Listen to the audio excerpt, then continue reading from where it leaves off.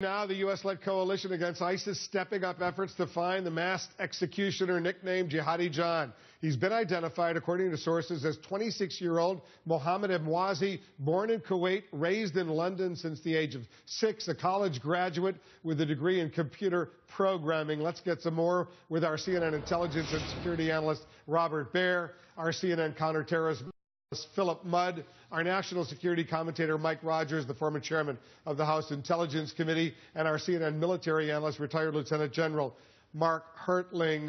What do you think, Mr. Chairman? I'll still call you Mr. Chairman. Now that he's been identified publicly, Mohammed Emwazi, the British are still refusing to confirm it. The U.S. is still confusing to confirm it. Is there something we need to know why official confirmation can't be made known and why they're not releasing an actual picture of this guy? We still see him covered with a mask. Two things. One, they probably have a higher degree of certainty, but they may not be certain that this is exactly him. So they're going to err on the side of caution on that, number one. And number two, they're just not ready, I think, in their investigation to allow that to happen, for the simple reason they have methods and sources of how they may have obtained anyone's identity and who the Jihadi John might be, and they don't want to disclose that. So you think it's an intelligence-related issue as opposed to a potential legal issue? In London, they got laws about identifying suspects who are under investigation? I think it's more of the latter. I think they're more worried about protecting that chain of how they got there, how they determined it, who they're talking to, why they're talking to certain individuals. Therefore, they're not going to want to do this. And I believe, by the way, and I happened to be in London late last year, they had the identity of this particular individual. So they know all. I think they believe with a high degree of certainty who it is. And this particular individual, just want to get your confirmation, he's high on the U.S. target list for assassination or capture or whatever. Well, anybody that plays that important of a role for the propaganda machine is going to be a target of United States military forces. You need to disrupt the ISIS ability to talk to people in Brooklyn, to talk to people in London, to talk to people in Peshawar in Pakistan. And so they need to disrupt those activities. One way to do that is take out the ability for them, their personalities, if you will. If they can take those folks off the battlefield, that's an important step in slowing down their ability to communicate. So that's going to go on right now. Bob Baer, why do you think Jihadi John was named today? What's going on here? Is there some backstory we all should know?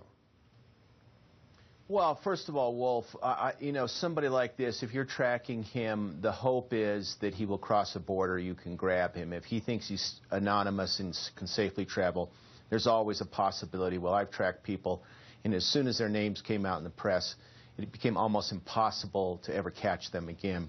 So that at one level, as the chairman said, there's the possibility that we've misidentified him.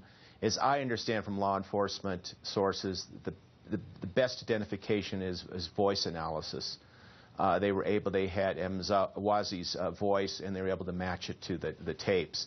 But that's not 100% certain, although I think they're close to 100%, and they would still like to nail this down before they put a worldwide bulletin out on this guy. Now that he's been named, Philip Mudd, do you think he becomes more or less valuable to ISIS and their social media, their propaganda campaign? I think he's going to remain an icon despite the fact that he's been named. Look, if you look at social media, this guy is becoming the poster child for ISIS. I agree with Congressman Rogers. I think in contrast to where we were 15 years ago in this war, someone who was a propaganda mouthpiece in the age of Facebook, etc., goes higher up on the list. Remember, 15 years ago when we started this, he wouldn't have had as many outlets to become sort of a magnet for recruits in Western Europe and the United States. So I think now that if his face comes out, he will remain sort of an avatar, a symbol for Islamists, and I think he's high up on that list because he can reach an audience that we could not have imagined 15 years ago in the War on Terror. General Hertling, take us a little bit behind the scenes as much right now. So he's high on the target list right now, Jihadi John, for the U.S. military, I assume for the CIA as well.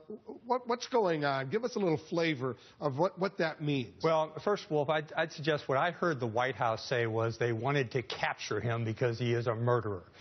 He's certainly going to be brought to justice. That's what they said. But from a military perspective, when we put together high-value target list, HVTs, we take a look at the strategic value of the individual we're looking at. High on on the target list would be leaders, financiers, communicators, imams who are giving blessings to operations. This guy is high because he's a public affairs announcer, but he is certainly not the highest on that list, but he is certainly important. But they're going to replace him. If he is on a target list and he's targeted and killed, they will certainly have another guy with a bandana. Are there different rules of engagement for U.S. military personnel to go out there and kill this guy as opposed to CIA officers? No, not at all. I mean, in this kind of situation, when you're talking about a battlefield, when they're doing this kind of activity, he is a criminal and a warrior. So we take him as someone who's a fighter and treat him as a soldier. You agree with that? Absolutely. He's part of an organization that has declared war on the United States. That gives the executive branch lots of wide swath of authority. I think it'll be strengthened with with the passage of an authorization from the House and the Senate. But I think that the president would be on firm ground to go after these individuals. Before they would actually kill this guy, would the president of the United States have to sign some paper to do it, or is that automatic? The killing of this guy already approved? Yeah. So once they've decided to engage in military operations in Syria, they'll have their target sets. Most of that has already been discussed, and those target sets will roll over, I think, as the general can tell you, pretty frequently. And so that needs to be in the command space. If you take that to the White House, that's a terrible way to fight this thing.